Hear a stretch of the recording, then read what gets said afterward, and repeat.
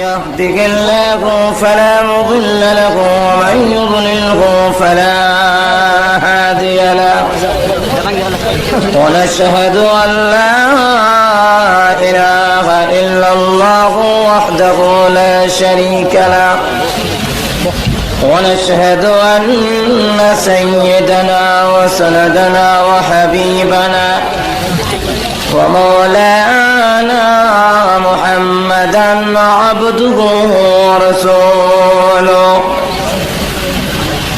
الذي أرسل إلى الناس كافة بشيرا ونذيرا وداعيا إلى الله بإذنه وسراجا منيرا أما بعد فقد قال الله تعالى في كلامه المجيد وفي فرقانه الحميد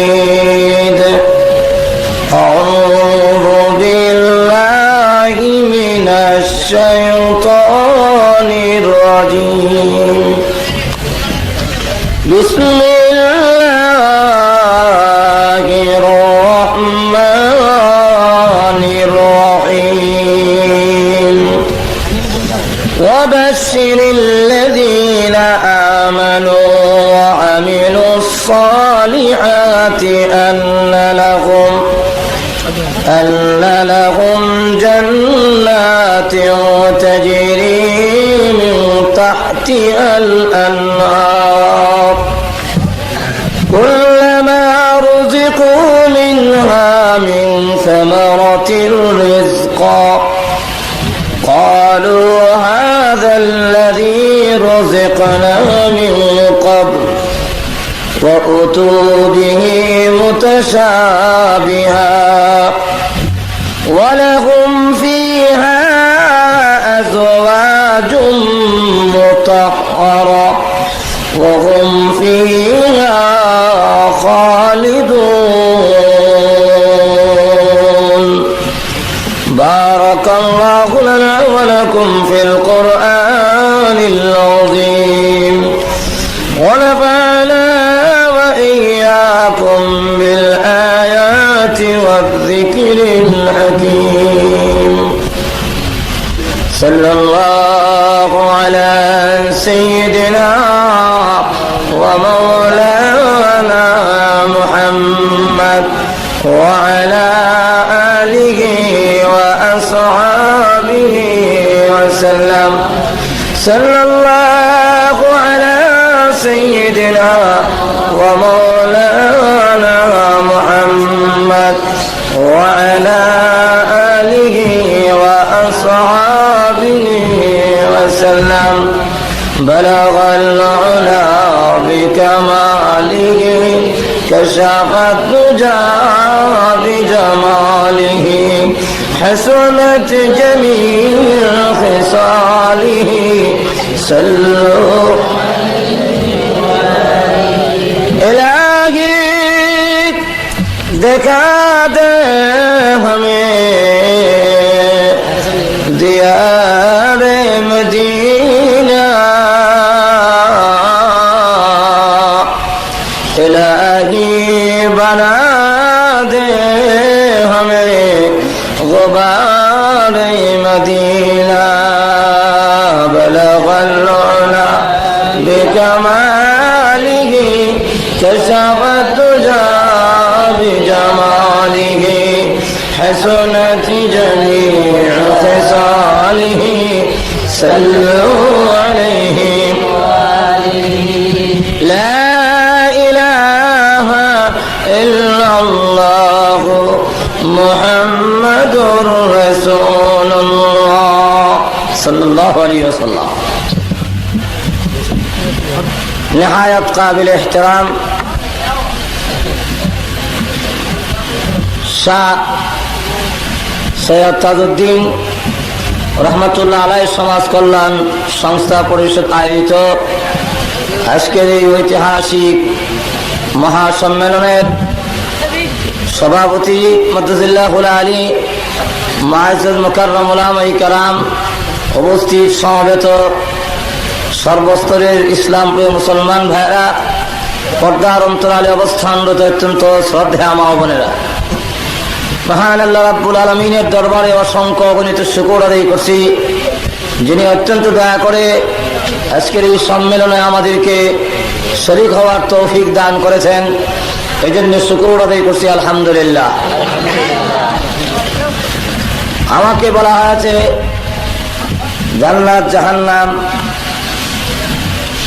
এবং জান্নাতের নিয়ামত আর জাহান্নামের ভয়াবহ আযাব সম্পর্কে আপনাদের সামনে আলোচনা করার জন্য। আল্লাহ রাব্বুল আলামিন যেন আমাকে ইখলাসের সাথে কথা বলার, আপনাদেরকে আমলের নিয়ত শোনার তৌফিক দান করেন, সকলে বলেন আমিন। আমি আমার আলোচনা শুরু করার আগে আপনাদের কাছ থেকে একটা কথা জানতে চাই। আমরা যা কিছু আলোচনা করব কোরআন হাদিস ভিত্তিক, সেই আলোচনা আপনাদের মানার এবং গ্রহণ করার ইচ্ছা এবং মনোভাব আছে তো ইনশাল্লাহ?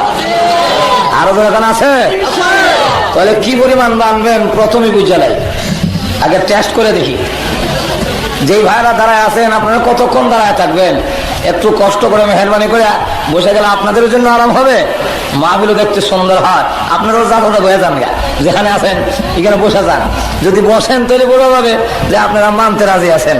মেহরবানি করে প্রত্যেকে বসে পড়ুন, কেউ দাঁড়ায় থাকবেন না, মেহরবানি করে বসে পড়ুন। আমার আলোচনা দেশ ও দুজকের আলোচনা, কথা বুঝছেন? যে লম্বা আলোচনা, একটু সময় আলোচনা করলে আপনারা শুনবেন তো ইনশাল্লাহ? না আমাকে রেখে আপনারা চলে যাবেন? আমি হলাম অধিবেশনের শেষ, খাবারের শেষে আসে দই, এর অর্থ হইলো খাইলে খান নাইলে ফেলাই দেন, কথা বুঝছেন তো? আমারও অধিবেশন শেষ অধিবেশন, এর অবস্থা হইলো খাইলে খান নাইলে ফেলাই দেন। আপনার কিছু আরো খালি আছে তো নাকি? এবার আসুন আমি আমার আলোচনায় চলে আসি। আল্লাহ রাব্বুল আলামিন অসংখ্য অগণিত মাখলুক সৃষ্টি করেছেন, এর মধ্যে মানুষ হলো আশরাফুল মাখলুকাত। যারা কান ঠিক না, আরো যারা কান ঠিক না, এই মানুষকে আল্লাহ রাব্বুল আলামিন তার গোলামি করার জন্য সৃষ্টি করেছেন। যারা কান ঠিক না, আল্লাহ নিজে বলেছেন ওয়ামা খালাকাতুল জিন্না ওয়াল ইনসা ইল্লা লিয়াবুদুন। আল্লাহ বলেন মানুষ আর জিন গোষ্ঠীকে তার ইবাদতের জন্য, তার গোলামির জন্য সৃষ্টি করেছে। এই ইবাদত কি আল্লাহ কি ইবাদতের মুখাপেক্ষি নাকি? আমরা সকলে যদি আল্লাহর ইবাদত করি, গোলামি করি, এতে কি আল্লাহর সম্মান বাড়বে? আর এত জোরে কান বাড়বে? আমরা যদি সকলেই আল্লাহ না করে সকলে যদি আল্লাহর গোলামি ছেড়ে দেই, এতে কি আল্লাহর ইজ্জত সম্মান কমবে? কমবেও না, বাড়বেও না। আল্লাহ এমন এক সত্তা যার কমতি নাই, যার বাড়তি নাই, যার লয় নাই, যার ক্ষয় নাই। যারা কম ঠিক না, তাহলে আল্লাহ কেন বললেন তার গোলামির জন্য আমাদেরকে সৃষ্টি করেছেন? এই জন্য তাফসীর কারকরা লিয়াবুদুনের অনেক ব্যাখ্যা করেছেন। এর মধ্যে একটা ব্যাখ্যা হলো লিয়াবুদুন আই লিয়ানফাউন, মানুষের ফায়দা হবে, ইবাদত করলে তোমাদের লাভ হবে। যারা কান ঠিক না, মানুষ যদি আল্লাহর গোলামি করে, আল্লাহর ভক্ত করে, এতে মানুষের লাভ। যখন কার লাভ? আরো যখন কার লাভ? মানুষের লাভ। মানুষ আল্লাহর গোলামি করলে, আল্লাহর ভক্ত করলে আল্লাহ রাব্বুল আলামিন ওয়াদা দিয়েছেন, হে নবী আপনি সুসংবাদ প্রদান করুন। ওয়াবাশশিরিল্লাযীনা আমানু ওয়া আমিলুস সালিহাতি আন্না লাহুম জান্নাত। হে নবী আপনি সুসংবাদ প্রদান করুন, যারা ঈমান আনয়ন করবে, আমার বান্দাদের মধ্যে যারা আমার প্রতি বিশ্বাস স্থাপন করবে, লা ইলাহা ইল্লাল্লাহু মুহাম্মাদুর রাসূলুল্লাহ সাল্লাল্লাহু আলাইহি ওয়াসাল্লাম এই কালিমা যারা পড়বে এবং যারা নাকি নেক আমল করবে, আমি আল্লাহ রাব্বুল আলামিন ওয়াদা দিলাম তাদের জন্য আমার তৈরি জান্নাত রিজার্ভ করে রেখে দিয়েছি। আয়াতের মধ্যে আল্লাহ রাব্বুল আলামিন উল্লেখ করেছেন ইন্নাল্লাযীনা আমানু ওয়া আমিলুস সালিহাতি কানাত লাহুম জান্নাতুল ফিরদাউসি নুজুলা।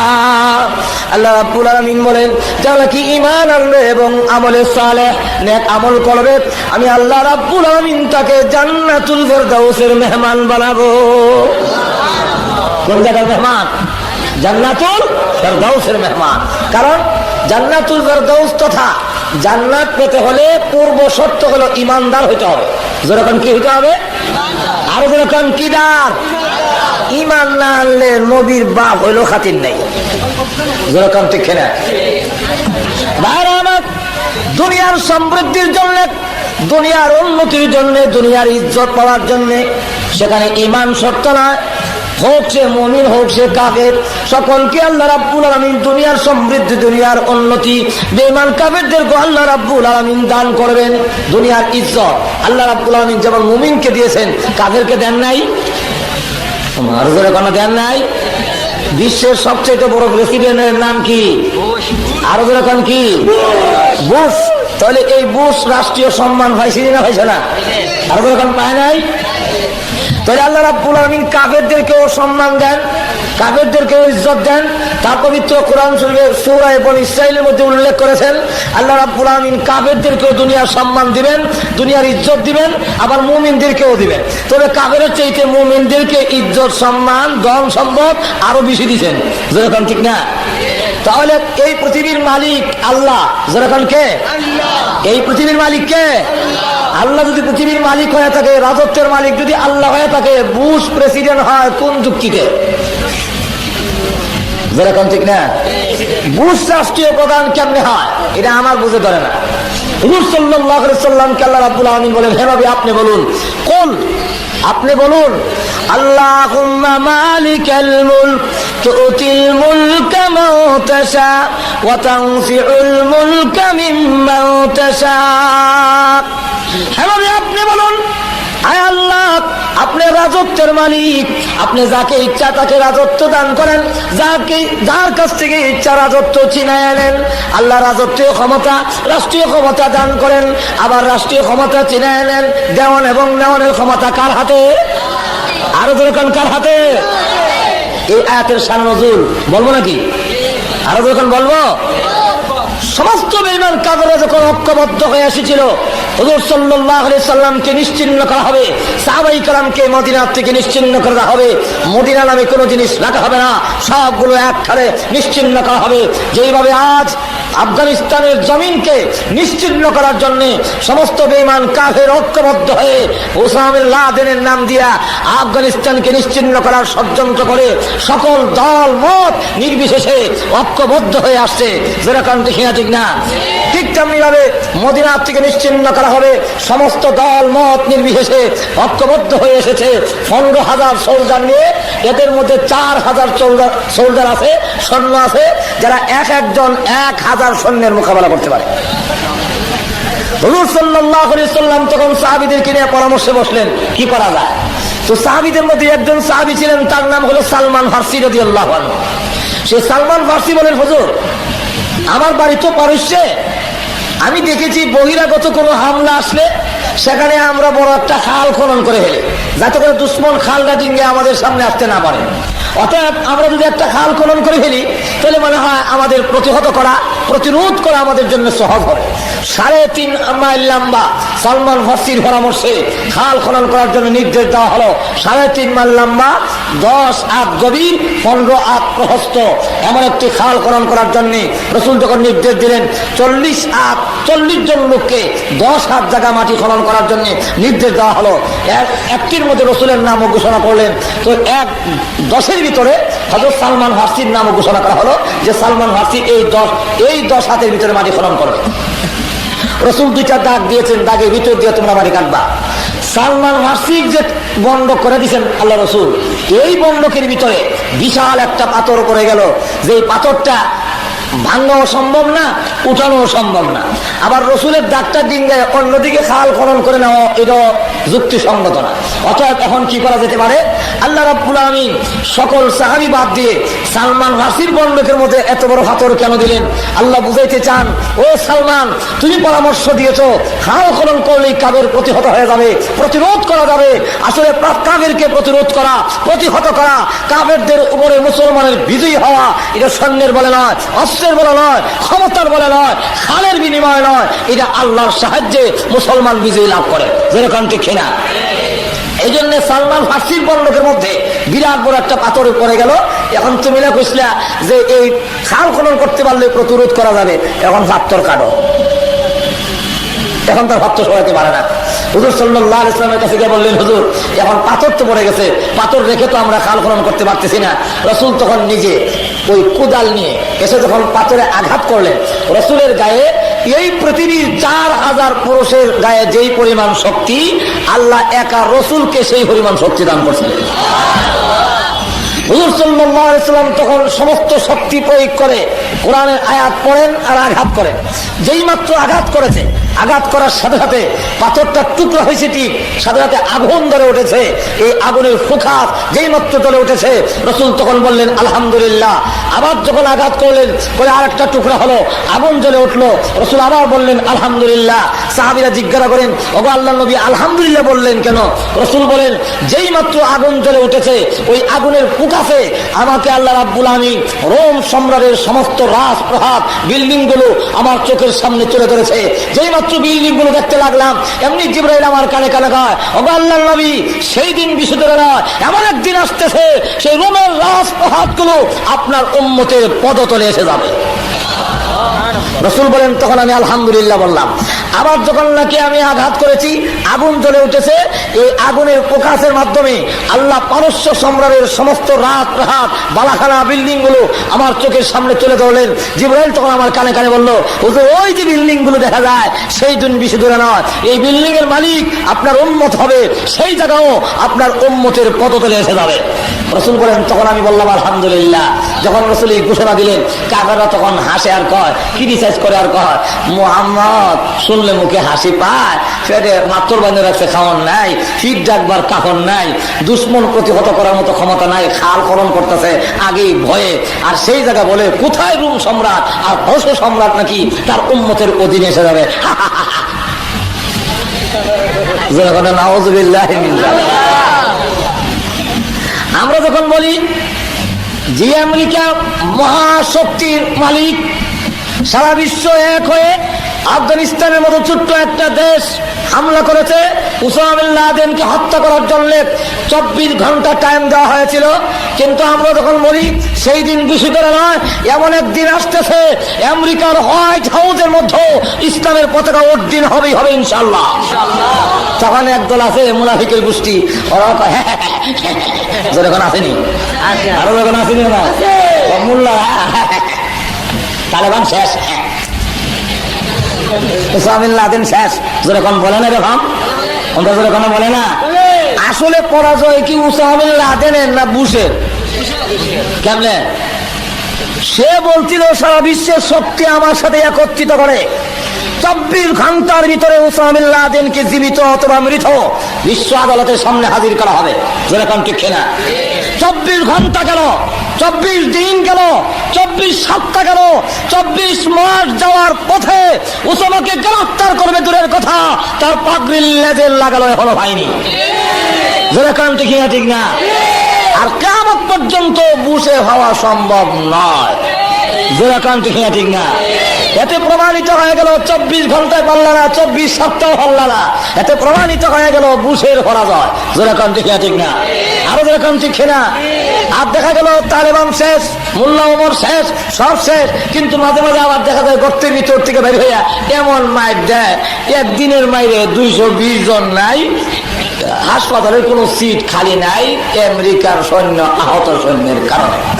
যেরকম ঠিক না? যখন নাকি মুনাফিকরা এইভাবে উপহাস করতে আরম্ভ করলো, আল্লাহ তখন এই আয়াত নাযিল করে বলেন, হে নবী আপনি বলুন, আল্লাহুম্মা মালিকাল মুলক তুতিল মুলকা মান তাশা ওয়া তানজিউল মুলকা মিম্মান তাশা। আয় আল্লাহ তুমি রাজত্বের মালিক, যাকে ইচ্ছা তাকে রাজত্ব দান করো, আর যার কাছ থেকে ইচ্ছে ছিনায় আনো। রাষ্ট্রীয় ক্ষমতা দেওয়া আর নেওয়া এরা একমাত্র তুমি মালিক। যেরকম ঠিক না? আল্লাহ যদি রাজত্বের মালিক হয়ে থাকে, নমরুদ কোন যুক্তিতে প্রেসিডেন্ট হয়, ফেরাউন কোন যুক্তিতে হয়, কোন যুক্তিতে কিল্টন আর বুশ রাষ্ট্রীয় ক্ষমতায় পায়, এটা আমার বুঝে ধরে না, আপনার বুঝে ধরেনি। আরো এরকম ধরে এই বুশকে আল্লাহ সম্মান কেমনে দিল? এত বড় লাল গালিচা দিয়ে মানুষের সম্মান দেয়, এই সম্মান কেমনে হইল? কাফেররা সম্মান পায় কেমনে? আমি আপনারা একটা যুক্তি দিলে আপনারা বুঝে ধরবে। দেবো নাকি? আরো এরকম দেব? আপনাদের বাড়িতে গরু আসেনি? আরো দরকার নাই। এই গরু যতক্ষণ পর্যন্ত জীবিত থাকে ততক্ষণ পর্যন্ত কেউ যদি তার গায়ে একটা আছর দেয় এমনি আপনি লাঠি সুরা লইয়া বলে দেন, হ্যাঁ দেখা তুমি কার হওয়া, যেরকম ঠিক না ঠিক না। আর যখন মারা যায় তখন এটা কি প্যাকেট করে ভরে রাখেন না ফেলে দেন? ফেলে দেন। এই মরা গরুটা খাওয়ার জন্য কিছু কুকুর আসছে, এর মধ্যে কিছু কিছু কুকুর হলো আপনার দুশ্ময়ের কুকুর, যাদের সাথে 10 বছর ধরে কেস, কয়েকবার গুলাগুলি লাড়ালাড়ি হয়েছে। ওর কুত্তাইয়া খাইয়া মোটা হইয়া তাজা হইয়া জিব্বা বাইর করিয়া আর শ্বাস চালাইতে পারে না, খালি এখন যেরকম ঠিক না ঠিক না।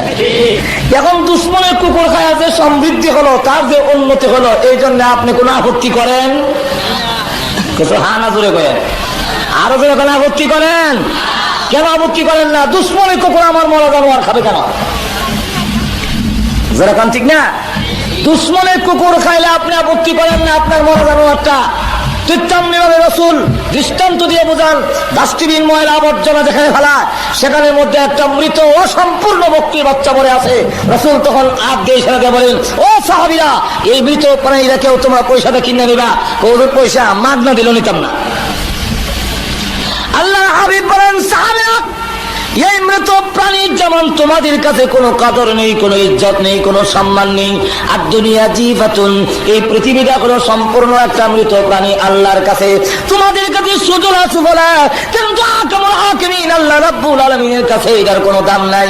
এই জন্য বুশ আর কিল্টন বেঈমান কাফের খাইলেও আল্লাহ রাব্বুল আলামিন কোনো আপত্তি করে না। যেরকম ঠিক না ঠিক না। 2 নম্বর হক, বিবাহের বাড়িতে যত আয়োজন হয় উদ্দেশ্যকে একটু যেরকম আরো যেরকম কে উদ্দেশ্য জামাই দামাম, যেরকম ঠিক কিনা। কিন্তু খাওয়ানোর বেলায় জামাই দেখা যায় নাকের মধ্যে ডিফা, যেরকম আসেনি ডিফা, 1-2 লোক মাখায় ডিফা দিয়ে রাখছে। আর বর যাত্রী যারা, তারা যারা ফ্যান পিন্দা গেছে বোতামটা একটু খুললা দেয়, যারা পাজামা পরিধান করে গেছে নিয়ারটা একটু খুললা দেয়, লুঙ্গি যারা পড়ে গেছে তারা গিরোটা একটু ওয়াশ করে দেয়, যেরকম ঠিক না। এরপরে বলে খাও দাও ফুর্তি করো, এই বাড়িটা মস্ত বড়, আগামীকাল আসবে কিনা কি বলো, যেরকম ঠিক না। জামাই কম খাত, যার উসরে খাওয়া আয়োজন করা করো সে খায় কম।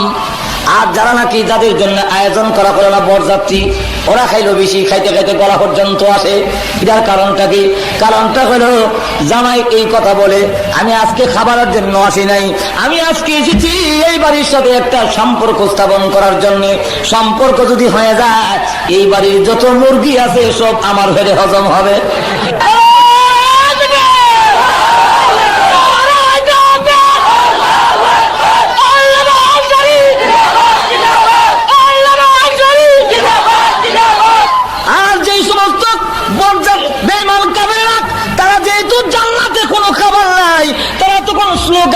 গান গায়, খাও দাও ভর্তি করো, এই বাড়িটা মস্ত বড়, এই পৃথিবী মস্ত বড়, আগামীকাল বাঁচবে কিনা কি জানো। যেমনি মন চায় sex free, free mind, free sex, যা চায় তা বুক করো, যা চায় জনশক্তি প্রয়োগ করো, কোনো আপত্তি নাই। কারণ জান্নাতের খাবার আমাদের কপালে নাই। যেরকম ঠিক না ঠিক না, আরো যেরকম ঠিক না। আল্লাহ রাব্বুল আলামিন বলেন, তোমরা জনমের মতো খাও, কিয়ামতের দিন তোমাদেরকে জান্নাতি নিয়ামত দেওয়া হবে না।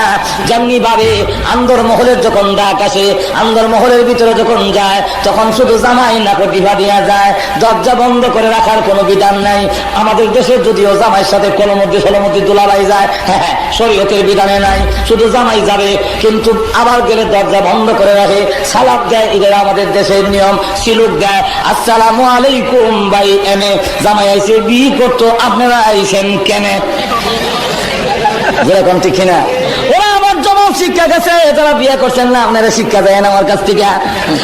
এখন আবার তারা কয় ওয়ালাইকুম সালাম ভাই, ও বা জামাই আইসে বিয়ে করতো, আমরা আইসি শোভা, যেরকম ঠিক না ঠিক না। দরজা বন্ধ করার কোনো বিধান নাই, কিন্তু বন্ধ রাখে, যাই হোক ওই দিকে যাবো না। এরপরে জামাই ঢুকার পারমিশন দেয়। বরযাত্রী যদি ভিতরে যেতে চায়, সেখানে একজন সুন্দরী রূপসী সুরসী কন্যা ঘুমটা দিয়ে সুন্দর শাড়ি আঁচল একবারে নতুন শাড়ি পরিধান করে অলংকার লাগাইয়া আন্দর মহলের ভিতরে মাথা নিচু করে বসে আছে।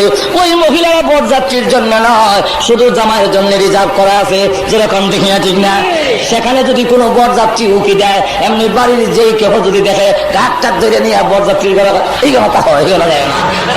যেরকম ঠিক না, ঠিক না, বরযাত্রীর ঘরে যেতে দেয় না, দেখা এই জামার ঘরে আন্দর মহলে যেতে দেয় না, বরযাত্রীর ঘরে পৌঁছায় দেয়। ঠিক তেমনি ভাবে কিয়ামতের কঠিন ময়দানে আল্লাহ ডাক দিয়ে বলবেন, উদখুলুহা বিসালামিন আমিনিন।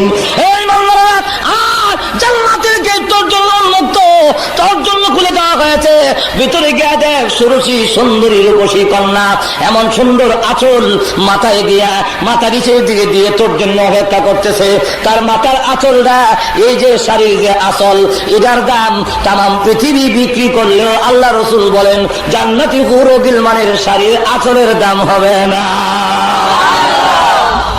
সেই কোনটা দিয়ে সম্মানের রূপসী কন্যা অলঙ্কার লাগাইয়া জান্নাতের ভিতরে আন্দর মহলে যখন নাকি মাথা নিচের দিকে নিয়ে বসে আছে, তারা বলে ভিতরে ঢুকো, আন্দর মহলে ঢুকো। এমন সময় যদি কোনো বেঈমান কাফের ওই জান্নাতের আন্দর মহলের দিকে উকি মারে, আমরা তো বরযাত্রী ছিলাম, এখন আমি জান্নাতের ভিতরে যেতে চাই, আন্দর মহলে যেতে চাই, এমনি ফেরেশতা গাছ ধরে ধাক্কা দিবে আর বলবে ওয়ামতাজুল ইয়াউমা আইয়ুহাল মুজরিমুন। জাহান্নামের ঘর, এটা তোদের বরযাত্রীর ঘর, সেখানে যা, জান্নাতের আন্দর মহলে তোর মতো বুশের জায়গা নাই। যেরকম ঠিক না, ঠিক না, আরো যেরকম ঠিক কিনা। এজন্য আসুন, পরকালের নিয়ামত পাইতে হইলে, দুনিয়ার নিয়ামত, দুনিয়ার সমৃদ্ধি, দুনিয়ার উন্নতি, দুনিয়ার ইজ্জত পাইতে হলে ইমান শর্ত নয়, ইমানদার হইতে হবে না। কিন্তু আখিরাতের নিয়ামত পাইতে হলে ইমানদার লাগবে না, লাগবে না? আরো যেরকম লাগবে কিনা। নবীর বাবা কইল খাতির নাই ইব্রাহিম আলাইহিস সালাতু সালাম সম্পর্কে। হযরত ইব্রাহিম আলাইহিস সালাম দোয়া করেন বাবা সম্পর্কে, কারণ বাবা সম্পর্কে ওনার তখন জানা ছিল না, উনি কোন অবস্থায় মারা গেছে তা তো জানা নাই। তাই তিনি ডাক দিয়ে বলেন, পরওয়ারদিগার রব্বুল আলামিন, আমার আব্বা যে আজর কাফর ছিল গো, আমার আব্বারে জাহান্নামের আগুন থেকে মাফ দিয়ে দাও। আল্লাহ ডাক দেন, ইব্রাহিম তুমি কি আমার বিধান ভুলে গেছো? তুমি কি আমার বিধানের কথা মনে নাই? ঈমান না আনলে আমি আল্লাহ কাউকে মাফ দেই না।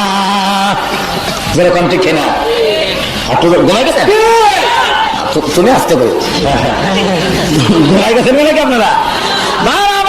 ঈমান না আনলে মাফ দেয় না, সত্য বলে ঈমান আনতে হবে। আল্লাহ হাবিবের সরদার পাওয়া যায় না, কিছু সময়ের জন্য রাসূলের কোনো খোঁজ পাওয়া যায় না। এমনি সকল দিকে সাহাবেরা বের হয়ে গেলেন, ওমর একদিকে বের হলেন, আবু বকর একদিকে বের হয়ে গেলেন, আবু হুরায়রা আরেকদিকে বের হয়ে গেলেন। ওমর হাতে তরবারি ডাকতে বলে, মদিনার মুনাফিকরা, মদিনার বেঈমান কাফেররা রাসূলের অনুসন্ধান করব, রাহমাতুল লিল আলামিনের সন্ধান যদি না পাই, আমি খাত্তাবের ছেলে ওমরের হাত থেকে একটা রেহাই পাবো না, সবগুলো আমি হত্যা করে ফেলবো। খলিফাতুল মুসলিমিন ওমর হাতে তরবারি নিয়ে ফেলেছে। আবু হুরায়রা একদিকে বের হয়ে গেল। আবু হুরায়রা বলেন, রাসূল কোন দিকে গেছে, কোথায় গেছেন তা কিভাবে আমি খুঁজে বের করবো? তবে একটা মাপকাঠি আছে, একটা সন্ধান করার যন্ত্র আমার কাছে আছে। রাহমাতুল লিল আলামিন যে রাস্তা দিয়ে যেতেন ওই রাস্তা দিয়ে মেশকে আম্বরের গ্রাম আসতো।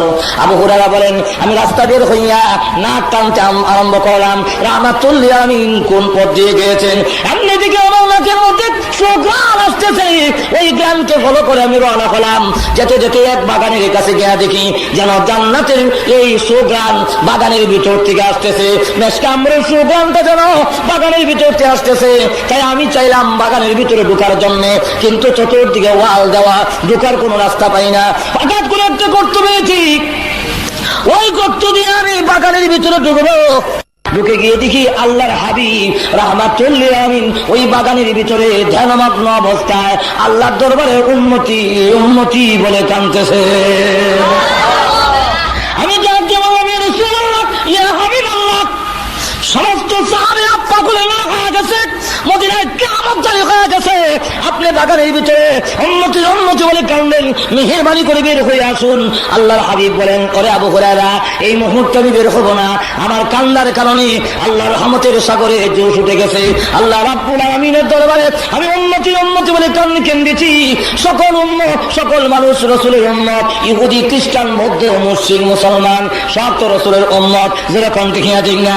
উম্মত দুই প্রকার, একদল উম্মতের নাম উম্মতে ইজাবত, আর এক উম্মতের নাম হলো উম্মতে দাওয়াত। একদল উম্মত রাসূলের দাওয়াত গ্রহণ করেছে, আর একদল উম্মতে রাসূলের দাওয়াত গ্রহণ করে নাই। বেঈমান কাফেররা রাসূলের দাওয়াত গ্রহণ করে নাই। রাসূল সকল উম্মতের জন্য কান্দে, আল্লাহুম্মা উম্মতি, আল্লাহুম্মা উম্মতি। উম্মতের ভিতরে ইহুদি আছে, উম্মতের ভিতরে খ্রিস্টান আছে, উম্মতের ভিতরে মুশরিক আছে। রাসূল সকল উম্মতের জন্য কান্না। এই কান্না দেখে আল্লাহ দয়া এসে গেছি। আল্লাহ রাব্বুল আলামিন ডাক দেবেন, নবী আমার, আমি আপনার দরখাস্ত মঞ্জুর করলাম, আর কান্দেন না গো, তবে একটা শর্তের সাথে আমি আল্লাহ আপনার উম্মতকে জান্নাত দিব। আপনি এই কথা জানায়া দেন, যে ব্যক্তি ঈমান আনবে, মান কালা লা ইলাহা ইল্লাল্লাহ ফাদাখালাল জান্নাহ। আল্লাহ রাসূল বলেন, ওরে আবু হুরায়রা, আল্লাহ রাব্বুল আলামিন আমার দরখাস্ত মঞ্জুর করে একটা শর্তের সাথে আমার উম্মতকে আল্লাহ জান্নাত দিয়া দিছে। সুবহানাল্লাহ। এই মুহূর্তে রাস্তায় গিয়ে ঘোষণা দে, মান কালা লা ইলাহা ইল্লাল্লাহু ফাদাখালাল জান্নাহ। মান হলো এখানে শর্ত হলো, মান যেটা, এটা মানে শর্তিয়া বলা হয়। শর্ত হলো যে ব্যক্তি লা ইলাহা ইল্লাল্লাহ পড়বে, আর তার দাদা হলো, তার প্রতিদান হলো ফাদাখালাল জান্নাহ। তার শর্ত হলো দাখালাল জান্নাহ, তার দাদা হলো, আর শর্ত হলো লা ইলাহা ইল্লাল্লাহ। যে ব্যক্তি লা ইলাহা ইল্লাল্লাহ পড়বে, তার প্রতিদান হলো জান্নাত। সুবহানাল্লাহ বলেন না?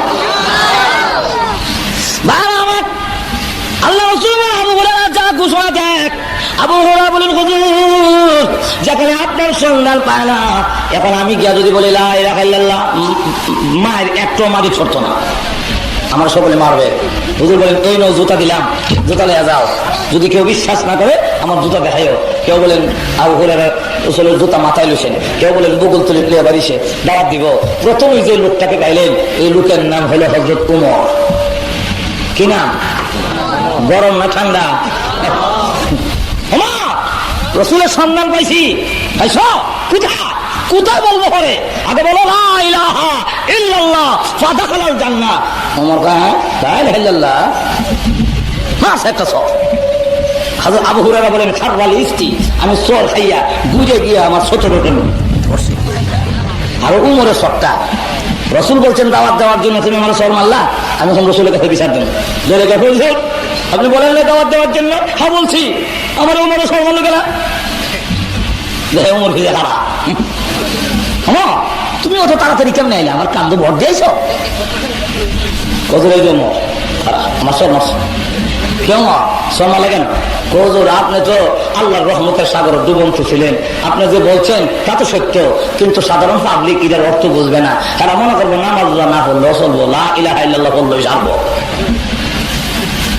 রাসূল বলেন, আবু হুরায়রা, উমর যেটা বুঝছে ঠিকই বুঝছে, সাবধান, এইভাবে কইও না। তো সত্য হলো লা ইলাহা ইল্লাল্লাহ, এই সত্য দেওয়া হয়েছে। তুমি কি সেই বিধান ভুলে গেছো? ও ইব্রাহিম, তুমি কি জানো না আমি কাফেরদেরকে মাফ দিব না? ইব্রাহিম আলাইহিস সালাম ডাক দেন, আল্লাহ তুমি তো তাও বলেছো পয়গম্বরদেরকে কিয়ামতের ময়দানে কোনো অপমান করবে না। হ্যাঁ, এটা তো ঠিক। তো দুইটা ঠিক হয় কেমনে? একটা না ঠিক হইব? আল্লাহ দুটোই ঠিক, দুটো ঠিক কেমনে? কেমনে দেখবে নাকি? বলে হ্যাঁ, এমনি ইব্রাহিম আলাইহিস সালামের দুই হাতের মাঝখান দিয়া জাহান্নাম পর্যন্ত সমস্ত পর্দা সরাই দেওয়া হয়েছে। ইব্রাহিম আলাইহিস সালাম জাহান্নামের দিকে তাকায় দেখেন, অদ্ভুত একটা প্রাণী জাহান্নামের আগুনে জ্বলতেছে। আল্লাহ, একটা প্রাণী যে জাহান্নামের আগুনে জ্বলতেছে সেটা তো চিনছি না। আল্লাহ ডাক দেবেন, এটি হলো তোমার বাবা আজর ঠাকুরটা। হ্যাঁ, আজর ঠাকুর আমার আব্বা? বলে হ্যাঁ। তো সুরত চিনা যায় না? ওইটা আমি করছি। কেন করছেন? তো তোমার ইজ্জত সম্মান রক্ষার জন্য আমি তোমার আব্বার সুরত পরিবর্তন করে দিয়েছি, যাতে লোকেরা তোমার আব্বা চিন্না তোমাকে লজ্জা দিতে না পারে। আমি আল্লাহ সুরত পরিবর্তন করে দিয়েছি। শান্তি পাওয়ার জন্য আল্লাহ রাব্বুল আলামিন ওয়াদা দিয়েছেন। তাই প্রথমে বলেন, ওয়াবাশশিরিল্লাযীনা আমানু ওয়া আমিলুস সালিহাত। প্রথম নম্বর হলো ঈমান যারা আনবে। আল্লাহ রাব্বুল আলামিন বলেন, হ্যাঁ আমার বান্দাদেরকে যারা কি প্রথমে লা ইলাহা ইল্লাল্লাহ পড়ে ঈমান আনবে, আমি আল্লাহ তাদের জন্য আমার তৈরি জান্নাত রিজার্ভ করে রেখে দিয়েছি। যাকে ছোট্ট বেহেশত দেওয়া হবে, এই বেহেশতটা হবে এই পৃথিবী 10টা পৃথিবীর সমান। আটু করে কন্যা সুবহানাল্লাহ। আর উপরেরটা কত বড় বলবো নাকি? আরো যখন বলবো, ছোটটা বড়টা বলতে গেলে একটু সময় লাগবে, আমার অসুবিধা হবে? আরো কোনো অসুবিধা হবে? অসুবিধা না হলে শুনুন, জান্নাতুল ফেরদাউস কত বড়, সবটার মাঠ দেওয়া সম্ভব নয়। শুধু জান্নাতুল ফেরদাউসের ভিতরে একটা মাঠ আছে, সেই মাঠটার বর্ণনা দেই। জিবরাইল আলাইহিস সালাতু ওয়াস সালামের 600 নূরের পাকা আছে। এইভাবে পাকা প্রশস্ত করলে পৃথিবীর এক প্রান্ত থেকে আরেক প্রান্ত লাগাল ভার, একবার নিচের দিকে নামাইলে আবার উঠাইলে যে স্পিড হয় 1000 বছরের রাস্তা যেতে পারে। তাহলে 600 পাকা দিয়ে একবার নিচে নামাইলে উপর দিকে উঠাইলে কয় হাজার বছর যাইব? 6,000। সুবহানাল্লাহ। জিবরাইল আলাইহিস সালাতু ওয়াস সালাম বলেন, হুজুর আমার 600 নূরের পাকা দিয়া আমি জান্নাতুল ফেরদাউসের ভিতরে একটা মাঠ আছে, জান্নাত নাফিদ, ওই মাঠের এক প্রান্ত থেকে আরেক প্রান্ত যাওয়ার জন্য আমার 600 নূরের পাকা দিয়া 70 বছর পর্যন্ত নামাইলাম উঠাইলাম, কিন্তু জান্নাতের ময়দানে কোনো কুল কিনারা আমি পাইলাম না। এখন চিন্তা করেন, মাঠটা যদি এত বড় হয়। জিবরাইল আলাইহিস সালাতু ওয়াস সালাম বলেন, যেখানে সিদরাতুল মুনতাহা থেকে পৃথিবী পর্যন্ত আসতে গেলে একটা মানুষ চোখ উপর দিকে উঠাইয়া আবার এমনি নিচের দিকে নামাইতে চোখ ফাঁকি দিতে যদ্দূর সময় লাগে, এর ভিতরে সিদরাতুল মুনতাহা থেকে পৃথিবীটা পৌঁছে যায়। তাহলে সেই জিবরাইল যদি 70 বছর ফাঁকা হয়ে যায়, ময়দানের কোনো কুল কিনার আসে না। তাহলে এবার চিন্তা করেন, মাঠটা কত বড় আর জান্নাত কত বড়। দেশের মধ্যে নিম্নে 100 তালা, উপরে হলো 6,666 তালা। না সুবহানাল্লাহ কবেন কেমনে? ওই মতিঝিল গিয়া 30 তলা বিল্ডিং দেখা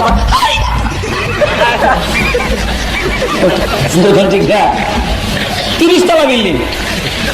আর দেশের নিম্নে 100 তালা, উপরে 6,666 তালা। আজকে যাদের মাথায় পাগড়ি দেওয়া হলো তারা 6,666 তালার উপরে থাকবে, কিন্তু আবেশ সাহেবরা নিজের দাম নিজেও বুঝে না। যেরকম ঠিক না আবেশ সাহেব বলছি, আর আমার কি, আমি ছবি না করো, আমার কাম 200 টাকার বিনিময় সারা রাত বনবন বনবন করলো।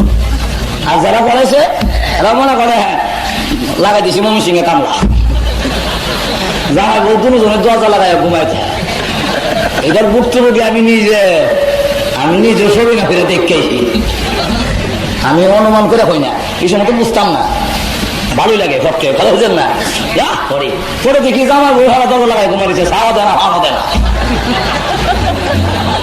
আমার হিসেবে মনে করে সকালে 200 টাকা পাইতাম, আর কেউ করা সারা রাত কি যে করে নিজের দ্বারাই বুঝি না।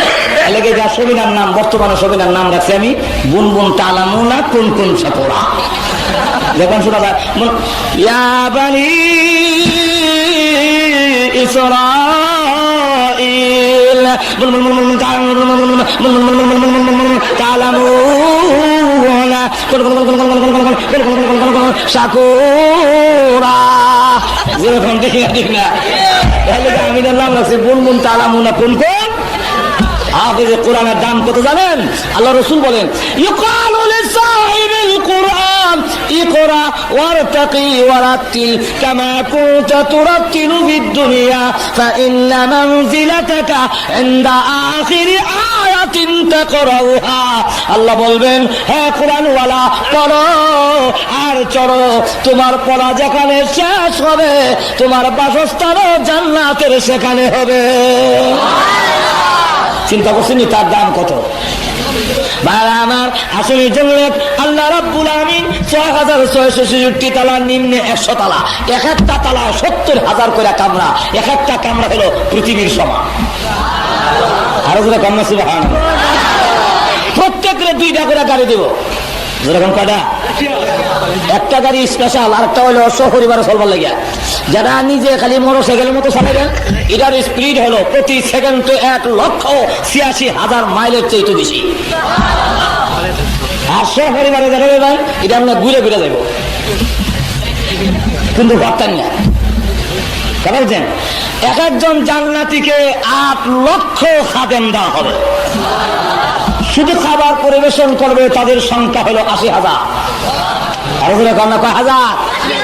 80,000। নিচে বউ হবেন 70 জন, উপরে 25,000। সুবহানাল্লাহ করছেন না? এরপরে আবার দেখবেন আপনার স্বাস্থ্যটাই রং থাকবে না। সুবহানাল্লাহ। দাড়ি নাই, আপনার খালিশ মৌসা নাই। আমরা কয়েন না তাইলে ভালো হয়েছে, ওখান থেকে সুরত ধরে গেছি। সুরত এখন দল লইতো না, এখন দাঁড়িয়ে থাকতে হবে। এখন দাঁড়িয়ে হইল পুরুষের বৈশিষ্ট্য। আপনি যে পুরুষ কতখানে বুঝাইবেন, বুঝাইতে গেলে তো অনেক কাম করতে বোঝে, এগুলা শরীয়তে জায়েজ না। আমি পুরুষ কেমনে বুঝতাম, কমলে হ্যাঁ যেরকম ঠিক না। পাঞ্জাবিটা দিকে তো তুমি মুসলমান হো, কমে মুসলমান হো। अगर मुसलमान है तो कलमा बताओ, तो देखा जाए हिंदू लोग कलमे कैसे কাপড়া ওঠাও, যেরকম ঠিক না ঠিক না। আপনি যে পুরুষ বোঝাবেন কেমনে, বলে এটা আমার মুখে দাঁড়ি, যেরকম ঠিক না ঠিক না। এরা হলো বীরত্বের লক্ষণ, শ্রেষ্ঠত্বের লক্ষণ। মনের রাজা হলো সিংহ, তার মুখে কেমন সাপ দাঁড়ি, যেরকম ঠিক না ঠিক না। আরো যেরকম ঠিক কিনা। এখন বেহেশতে যাওয়ার পরে দাঁড়িয়ে থাকবে না, শুধু একজনের দাঁড়িয়ে থাকবে, ওনার নাম আদম আলাইহিস সালাম। যেরকম কি নাম, আরো যেরকম কি নাম, আদম আলাইহিস সালামের দাড়ি থাকবে, আর কারো দাড়ি থাকবে না। কেন? উনি হলেন সকলের বাবা। ওনার দাড়ি না থাকলে আবার ছেলে আর বাবা ভেস লেগে যাবি। ওনার দাড়ি আর কারো দাড়ি নাই, সকল দাড়ি থাকবে না, মোষ থাকবে না, মাথায় আবার লম্বা চুল থাকবে। কারণ লম্বা চুল রাখতে আবার অনেকের একটু শখ আছে, যেরকম ঠিক না ঠিক না। এখন দাড়ি নাই, মস্তানি মার্কা চুল। আল্লাহ বলেন তোর যা ভালো লাগে সবই শোনানো হবে, সবই দেওয়া হবে। লম্বা চুল, গলার মধ্যে স্বর্ণের চেইন, চেইন দেওয়ানোর শখ আসেনি? মজার এখন নাই আমাদের সমাজে, নাই বিলে আমাদের সমাজে যুবকেরা চেইন দিয়া, গলার মধ্যে স্বর্ণের চেইন দিয়ে আবার ওই দিন শার্ট গাও দেয় না, ওই দিন আবার পাঞ্জাবি গাও দেয়। কারণ শার্ট গাও দিলে চেইনটা দেখা যায় না, পাঞ্জাবি হইলে বোতামটা করলে যেরকম ঠিক না ঠিক না। এখন স্বর্ণের চেইন দেখা যাওয়ার জন্য গলা স্বর্ণের চেইন, হাতের মধ্যে আমার কথা না, কোরআন শরীফের আয়াত সবচেয়ে কখনো সমান হয় আমার কথা বুঝছেন। খালা আবার দুজো কথা দিব লাগছে না, আসল করুন আস্ত রয়েছে সেখানে, যেরকম ঠিক না ঠিক না।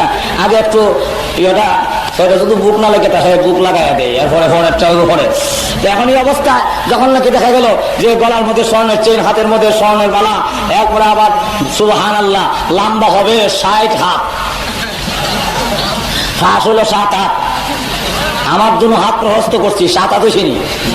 আর হয়েছে স্টেজটা যেমন প্রায় কাছাইব এমন ভাস, লম্বা হইলো 60 হাত। আদম আলাইহিস সালামের সমান লম্বা হবে।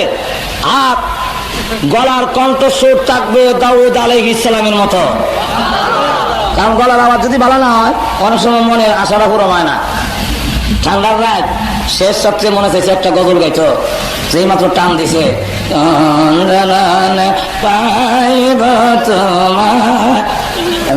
গুতা দেখো ছাগলের লাগান খেললে গেবে মাইতেছ, গলার আওয়াজটা বাড়ানোর দিকে কোথালাম না। জান্নাতের ভিতরে কণ্ঠস্বর দাউদ আলাইহিস সালামের মতো হবে, আর চেহারার রং হবে ইউসুফ আলাইহিস সালামের মতো, চরিত্র হবে মুহাম্মদ রাসূলুল্লাহর মতো। তখন তাকে এই জান্নাতি পুরুষ সুবহানাল্লাহ পুরো গিলমান তার দিকে তাকাইয়া 10 বছর তাকাইয়া বলবো, ইমন সুন্দর পুরুষ আর জীবনে কোনোদিন দেখছি না। বেহেশতের ভিতরে ঢুকবেন, আপনার জন্য যে এই চেয়ারটা হবে, চেয়ারটার উচ্চতা হলো আলা ফুরুশিম মারফুআ। এই আয়াতের ব্যাখ্যা রাসূল নিজে তাফসীর করেন, জমিন থেকে আকাশ পর্যন্ত উঁচা হবে, স্প্রিং সুবহানাল্লাহ। ওর মধ্যে আবার অর্ধশায়িত চেয়ার, মুত্তাকিইনা আলা সুরুরিন মুতাকাবিলিন, এমনি অর্ধশায়িত, সামনে বউ সামনে আর আপনার চেয়ার, স্বামী স্ত্রী দুজন যদি ভালো একটা বাড়ির মধ্যে, এরপরে দুইজন দুই চেয়ার মধ্যে হেলান দিয়ে বইয়া প্রেম আলাপ করা যায়, ওহ কত মজা। যেরকম ঠিক না ঠিক না। এই সময় যদি আমার চাকর চাকরানি খাদেম খুদ্দামেরা শরবত নিয়ে আসে, চা নিয়ে আসে, কফি নিয়ে আসে, আই সুবহানাল্লাহ ট্যাং শরবত নিয়ে আসে, তাহলে আরো জমে। যেরকম ঠিক না ঠিক না। ইয়াতুফু আলাইহিম বুলদানুন মুখাল্লাদুন বিআকওয়াবিন ওয়া বারিকা ওয়া কাসিম মিন মাইন। তখন দেখা যাবে কেটলি দিয়া শরবত নিয়ে আসবে, আর এসে এসে শরবত দিবে, আপনারা সামনাসামনি স্বামী স্ত্রী বসা, সুবহানাল্লাহ বিহামদিহি।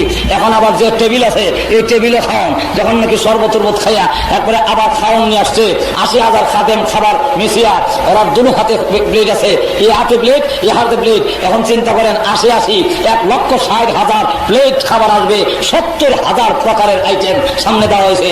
তখন কবে আমার কোনো মেহমান এলে কোথেকে দেবো, আমার তো আর কেন গোলা ভরা দাম নাই, পুকুর ভরা মাছ নাই, কোথেকে দেবো মেহমান আসলে? আচ্ছা অর্ধেক রেখে দাও। ফ্যাট তো এমন এক জিনিস, এরা বেহেশতে যাওয়ার পরে তোদের কি দেওয়া লাগবে না, আবার দিলে যা ইচ্ছা তা দেওয়া যাবে, অসুবিধা নাই। এখন ফ্যাটের যখন বুক লাগে না, অর্ধেক রেখে দিই, এমনি ডাক আসবে, জান্নাতি পুরুষ, তোমার জন্য 1,60,000 প্লেট দিলাম। আরো যদি কোনো মেহমান আসে রে বাবা, তোর চিন্তা করতে হবে না, মেহমান আসতে দেরি হবে, আমি আল্লাহর পক্ষ থেকে 1,60,000 প্লেট খাবার হাজির হইতে দেরি হবে না।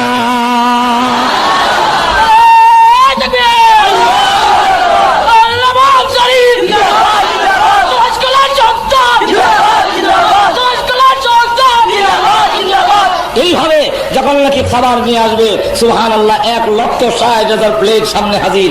এরপরে এগুলা খাইয়া আবার টেবিল আছে না, টেবিলটা এটাও খাবার ভাঙ্গিয়া খাই নেব।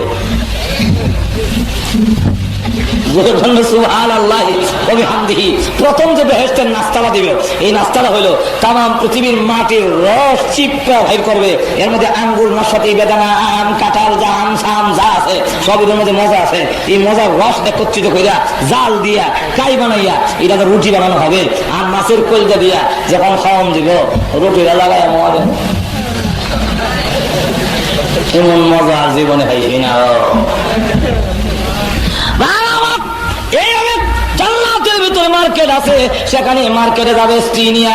মার্কেটে যাওয়ার শখ আসেনি? আসেনি? আমার আছে, আমারও আছে কিনা জানি না, যাই না আর কি। যদি যাইতাম মনে বড় আশা, বড় শখ লাগে, কিন্তু যাইতাম পারি না, কথা বুঝছেন না। ব্যস্ত যাওয়ার পরে সেখানে মার্কেট আছে, স্ত্রী নিয়ে ঘুরবেন। এমনি দেখে দোকানে গেলে মালিক নাই, শাড়ি লটকানো, একটা ছবি লটকা রয়েছে, ছবির মধ্যে একজন মহিলা 3 টাকা দিয়ে এমনি হার রয়েছে।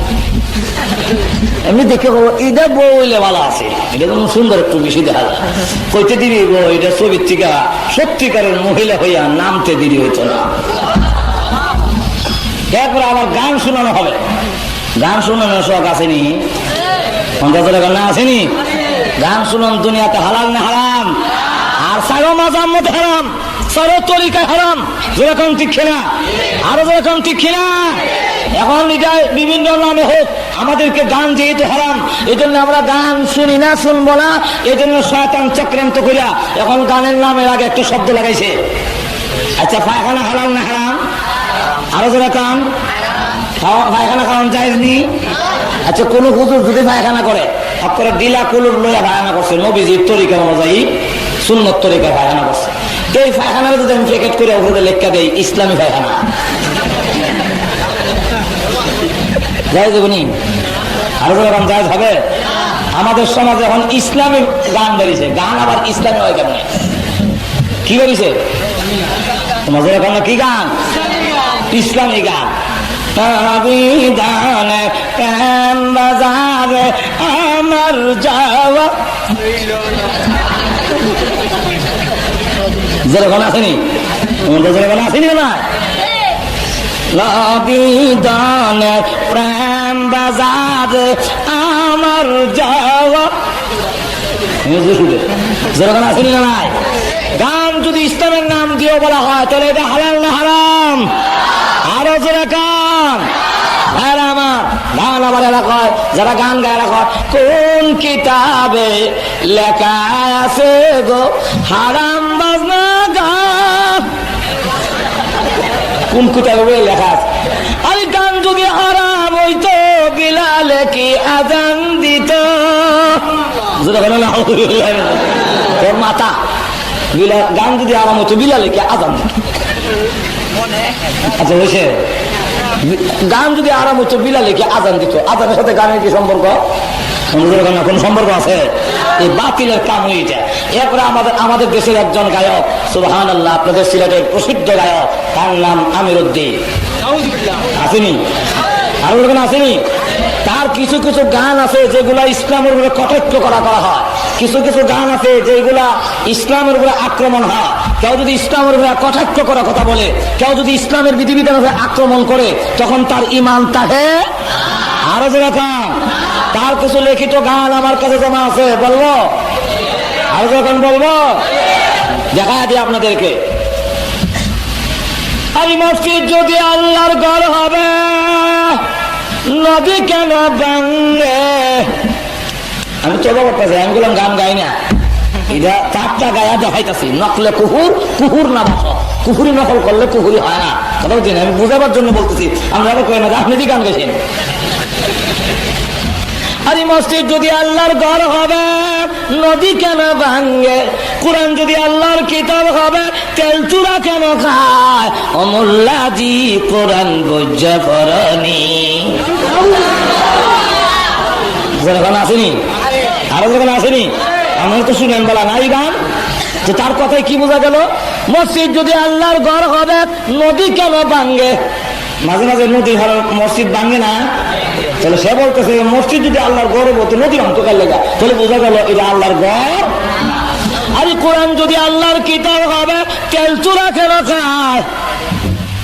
মাঝে মাঝে কোরআনের হাতা তেল চূড়া, তারপরে উলু খায় না, আর যখন খাইলা না যত্ন না রাখলে ব্যাখ্যা দিলে 1 বছর ভিতরে না ধরলে তেল চূড়া বা উলু কিছু খাইলা। হ্যাঁ, কোরআন যদি আল্লাহর কিতাব হবে তেল চূড়া কেন খায়? তাহলে বোঝা গেল কোরআন আল্লাহর কিতাব। এখন আমরা গুতা দিয়া কয় অমূল্যাজি কোরআন বুঝা বরণী, যেমন বোঝা যায় এখন কোরআন বুঝবার লাগে আমরা আমির উদ্দির কাছে যাইছি, যেরকম ঠিক না তেমনি ভাবে আবার দেখেন না গা আমাদের দেশে কুসংস্কার জান্নাতের পথ থেকে সরাবার জন্য, জাহান্নামের পথে নিয়ে যাওয়ার জন্য শয়তান মাথা বেঁধে লেগেছে, যেরকম ঠিক না। এখন আমাদেরকে দেখেন কত কুসংস্কারে লিপ্ত করে দিয়েছে।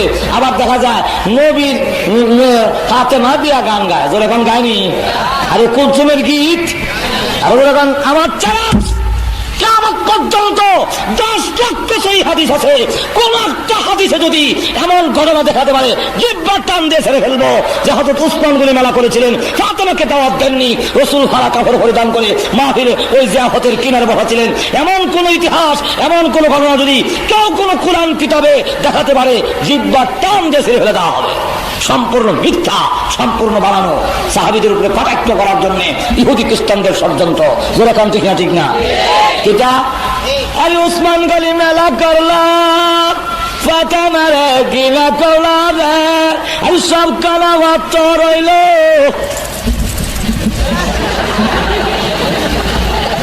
যেরকম আসেনি আসেনি না, কোন সময় উসমান গনি মিলা করছিল, ফাতেমারে ঘৃণা করে দাওয়াত দিছিল না, নবীর সাহাবীদের চরিত্র বুঝি মনে ছিল, তখন অনেক যেরকম আসেনি কিছু লোক, আর যখন আসেনি না সম্পূর্ণ মিথ্যা। নবীর সাহাবীদের প্রতি এভাবে কটাক্ষ করে তারা কথা বলে, ঈমান থাকবে না যাইব, না থাকবে না যাইব, এটাই এমনি গান গাই, এটা আলাদা কথা, কিন্তু আবার ইসলাম আক্রমণ করে কথা, এতে ঈমান ঈমান। আল্লাহু আকবার। আমাদের দেশে দেখেন না মহরম আইছে, আবার আইসেনি মহরম আইসেনি, আসলের নামে খবর নাই। মহরম আইলে দেখবেন এমনি খরচ রোজা রাখে না, মহরম আইলে রোজা রাখে, জুতা ভাও দেয় না, তেল মাথার দেয় না, তরকারি খায় না, নিরামিষ খায়, পানি খায় না, শরবত খায়, যেরকম আসেনি। তারপরে লঙ্গি উল্টাইয়া এমনি এগুলো ব্যাংক দিয়া আমি নিজে গিয়ে করে দেখেছি, আমরা তো মনে করেন না আন্তাজি কই, আমার ছাত্র যেমন আমি একদিন গেছি দেখেছি লঙ্গি উল্টাইয়া এরপরে একবারে বিশ্বাস কিন্তু দেখে দেখে হয়ে রাখা, আর অন্যরা এটা যোগান দেয়, দেখা করতাম নি। আরে কাছে মালি বলে যাইতে চাই কান্দে বিবি সকি নাই রে,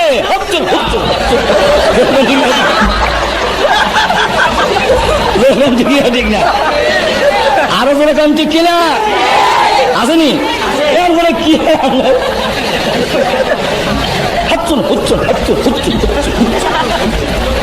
আসেনি। আল্লাহু আকবার।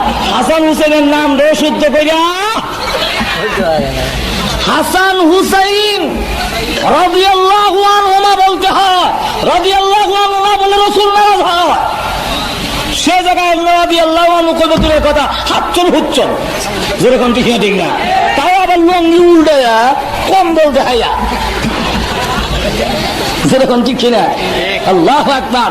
এখন চিন্তা করেন, অথচ হাসান হুসাইনের দাম আছে মিয়া, অন্তত যেরকম আসেনি না না। আব্বা গুড়া কিনলে দেয় না, আপনি কি একটা গুড়া কিনা দিতে পারেন না? আমরা 2 ভাই গুড়া দৌড়াবো, রাসূল ডাক দিয়ে বলেন হাসান হোসেন না গুড়া দিব করতে, আমার কাছে তো টাকা নাই, তবে আমি নবী তোদের গুড়া দৌড়ানোর শখটা মিটাই দেই। ওগুলো না গুড়া দৌড়ের শখ কেমনে মিটাবেন? রাসূল ডাক দিয়ে বলেন আমি নিজে গুড়া হইলাম, আমার পিঠে তুই উঠে যা। একটু জোরে কন্যা সুবহানাল্লাহ। একটা হলো গুড়া দৌড়ানি, আর একটা হলো গুড়া দৌড়ানি শখ মিটানি। শখ মিটানি বুঝেননি? কলা ডাব্বা কাচ্চা হাতা হালাইয়া লেস্টার সামান্য রেখা রশ্মি দেওয়া বাইন্দা 2 চেঙ্গের সিভা দেয়া কলা ডাব্বাটা দিয়া দড়ি একটা কান্দ দিয়া দৌড়। কি কলস? গুড়া দৌড়াই। আচ্ছা, গুড়া দৌড়াই না নিজে দৌড়ি?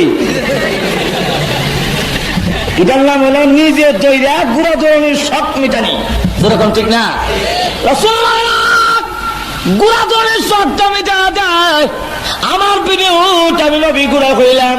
রসুল তারাডু লাগাইয়া গুড়া হইয়া এখন বলেন আমার পিঠে উঠছে হুসাইন, আমি এখন গুড়া হয়ে গেলাম। হুসাইন রসুলের পেটে উঠছে, ওইটাই এবার নাচে আর কয় গুড়া তো দৌড়ে, আমার গুড়া যে খাড়িয়া থাকে। এমনি রসুল হাবুর করে দৌড়ে। হুসাইন ডাক দিলেন না, গুড়ার তো একটা লাগাম থাকে, লাগাম টানলে লাগাম না টানলে আরাম লাগে না, সব মিটে না। নবী গো, ও না, আমার গোড়া যে লাগাম নাই। এমনি রসুল তার মাথার সুন্নতি চুল থেকে এক গাছি চুল হুসাইন হাত দিয়া বলে, না হুসাইন, এটা হলো তোর গোড়ার লাগাম। এমনি রসুলের চুল ধরে টানে, হুসাইন রসুলের পিঠে নাচে। এই অবস্থায় খালিফাতুল মুসলিমিন ওমর ঘরের ভিতরে ঢুকছে। ঢুকিয়া গিয়া আল্লাহু আকবার, আল্লাহর পরে যার মর্যাদা, তামাম পৃথিবী যার কাছে সৃষ্টি করা হলো। হোসেন রে, তাকে তুমি ঘোড়া বানাইছো, তোমার ঘোড়া, তোমার সোয়ারি পৃথিবীর শ্রেষ্ঠ সোয়ারি। এমনি রসুল ডাক দিয়ে বলে, আরে ওমর, শুধু সোয়ারির বংশ করো না, সোয়ারটার দামও কম না। এটা সারা গালির নাতি না রে, এটা আমি মুহাম্মদুর রাসূলুল্লাহর নাতি। হুসাইনের দাম আসেনি? আরো বলে আসেনি? কইতাম নি নানা নাতির বহস, কইতাম নি বহস। আরো যখন বললো অসুবিধা হইতেছে, তাহলে আমার আর লাগাল ভাই না ভাই সারা ঘরে নাই। ঘুমাই গেছেন গা? ইদানিং এই সাইডে তো কোনো মাহফিল আছে বলে মনে হয় না। সুতরাং আর তাড়াতাড়ি সারাসারি নাই। রাজি আছে না? আপনারা মনে করেন না যে আমি বুঝি সারা থেকে পারবো, পারতাম না, আমার আরো সমস্যা আছে। বলেন না বলে মনে হয় আজকে সারা রাতে মনে ছাড়তো না। হাসান হোসেন, হযরত হুসাইন 4.5 বছর বয়স, রসুলের কুলে বসে জিজ্ঞাসা করে, নানা গো, আপনার শ্রেষ্ঠ না আমি শ্রেষ্ঠ? আপনার দাম বেশি না আমি হুসাইনের দাম বেশি? রসুল বলেন, হুসাইনে কার সাথে তুমি তুলনা দাও? আমি রসুল, আমি তোমার নানার দাম অনেক বেশি। এমনি হুসাইন আমার বেশি, আমার বেশি। তোমার বেশি লোকের আমার থেকে তোমার বেশি কেমনে হবো? কেমনে হবে এটা কি বলতে হবে নাকি? বলে হ্যাঁ বলো। কথা বলেন আপনার আব্বা কারা? ঘুমাই গেছেন গা? 4.5 বছরের বাচ্চা ইউন যুক্তি দেওয়া কথা বলা না, চিন্তা করছিনি তার ব্রেন, তার হাওয়া, তার জেহেন কত। ডাক দেওয়া কয় আপনার আব্বাকে, আমার আব্বা আব্দুল্লাহ। ও খালি আব্দুল্লাহ যে? শুধু আব্দুল্লাহ? আগেও কোনো ডিগ্রি নাই, পিছনে কোনো ডিগ্রি নাই। আপনার আব্বা হলো শুধু আব্দুল্লাহ। কয়জনে ছেলে, কি ডিগ্রি আছে? আর আমার আব্বাকে আপনি ছিলেন? হুসাইনের আব্বারে চিনে না? আর হুসাইনের আব্বাকে রসুল চিনুন না? আপনি আমার আব্বা ছিলেন? তোমার আব্বাকে কল দেখি। আমার আব্বা হলো মদিনার সবচেয়ে বড় আলেম। আমার আব্বা হলো আসাদুল্লাহিল গালিব, আল্লাহর বিজয়ী ভক্ত। আমার আব্বা হলো জান্নাতের সার্টিফিকেট প্রাপ্ত সাহাবী। আমার আব্বা হলো রাসূলের কলিজার টুকরা, আদরের দুলালি হযরত ফাতেমার স্বামী। বলুন আপনার আব্বার চাইতে আমার আব্বার মর্যাদা বেশি না কম? অনেক বেশি। তাহলে আপনি কোন পুরুষের ছেলে আর আমি কোন পুরুষের ছেলে? যেরকম সুবহানাল্লাহ। রাসূল ডাক দেয়া, আর কি আছে বলো? কারো বলতে হবে? বলে হ্যাঁ। তাহলে বলুন আপনার মাকে। আমার মা আমেনা? ও শুধু আমেনা? আগে পিছিয়ে কোনো ডিগ্রি নাই। আপনি কি আমার মাকে চেনেন? সুবহানাল্লাহ।